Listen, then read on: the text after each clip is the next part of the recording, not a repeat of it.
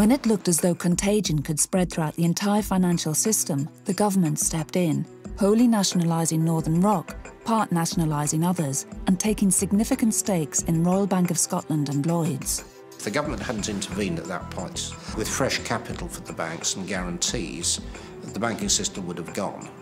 I mean, it was actually that close. They had to save the banks. George Bush was absolutely right. As he put it, we've got to get some money into the system soon, otherwise this sucker goes down.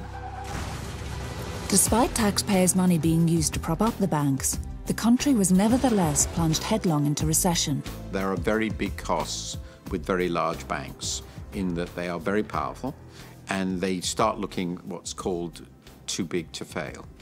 So you have to prop them up. Global banks are pretty well bound to be very, very large institutions. In some cases, the result is that a bank gets incredibly big relative to the domestic economy. That's, of course, the most famous example recently is Iceland, but it's also been true for the UK.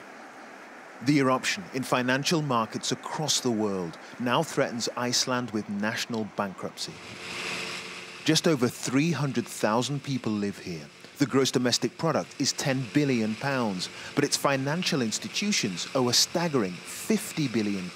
Its estimated banks here have British deposits worth £8 billion, and Iceland, already on its knees, is being asked to give the money back.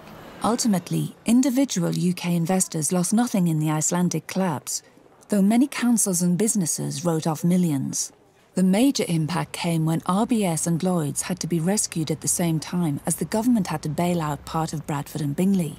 The cost of supporting the UK banks would run to nearly £1 trillion. Many were angry that the tripartite system of the Bank of England, the Treasury and the FSA had failed to foresee the impending collapse. The Financial Services Authority made a complete and absolute mess of this crisis. They didn't see the problems in the banking system, didn't act. Northern Rock, HBOS, RBS, they were sitting in front of them, they were looking at the evidence and they didn't react to it. Even the chairman of the Bank of England seemed unclear as to who was supposed to be ultimately responsible.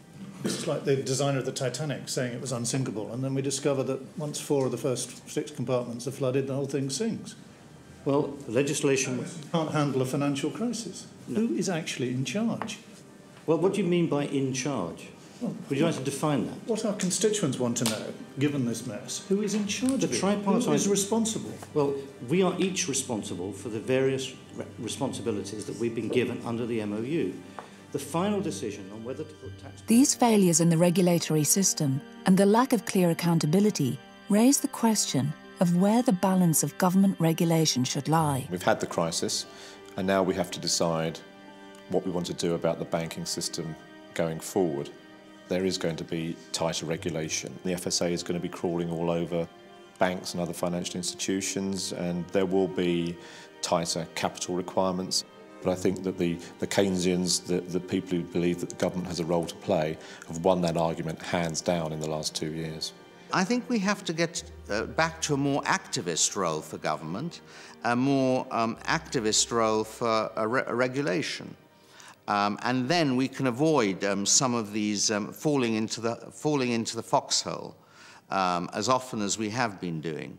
That would still leave a very large scope for market forces. I'm not suggesting we go into socialism or communism or anything like that. There'd be a wide area for decentralized markets, but we've just got to limit the amount of damage they can do because otherwise it's much too expensive. Very, very costly for individuals, normal, ordinary people.